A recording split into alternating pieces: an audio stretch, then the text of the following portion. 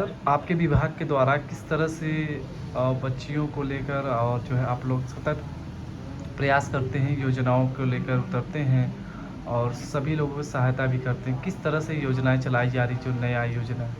जिला परिवहन के विभाग के द्वारा? बड़ा अच्छा आपने सवाल रखा है।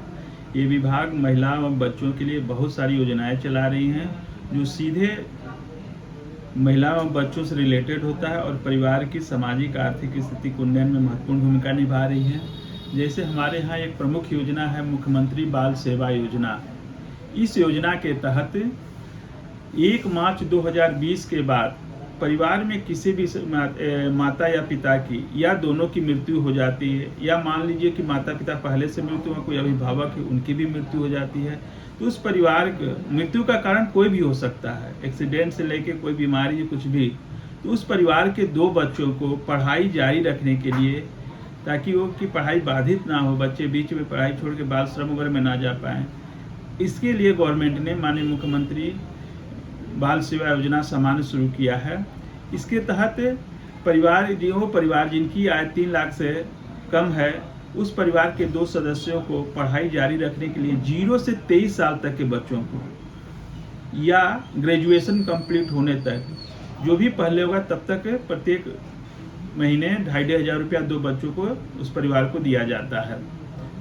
इस योजना में आय 3 लाख रुपए से परिवार की कम रखी गई है। जो मूल डॉक्यूमेंट्स चाहिए उसमें होता है कि माता पिता का जो भी बच्चा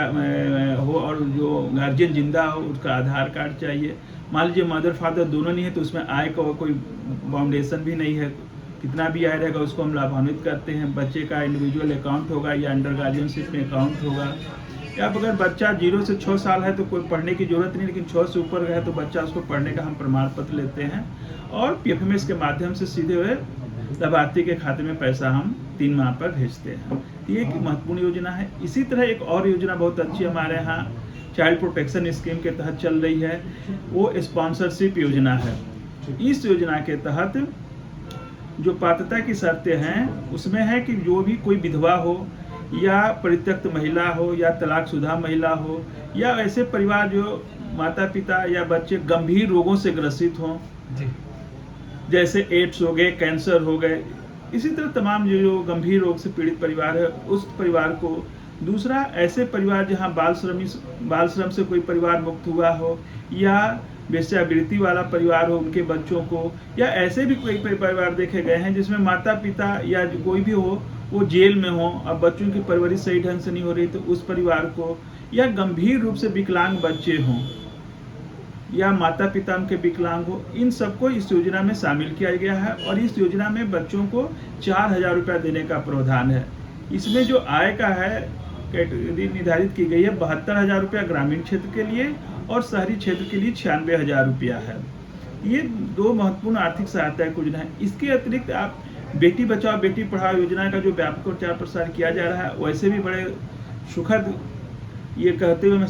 मुझे अच्छा लग रहा है कि जौनपुर में ऐसे भी सेक्स रेशियो बहुत अच्छा है, लेकिन इसको और अच्छा करने के लिए मुख्यमंत्री जी द्वारा मुख्यमंत्री कन्या सुमंगला योजना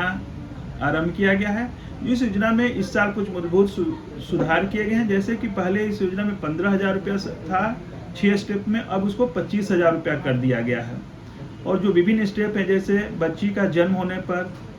उसको 5,000 रुपया मिलेगा, उसी बार अगले 1 साल टीकाकरण कराने पर 2,000 रुपया पुनः उसको मिलेगा,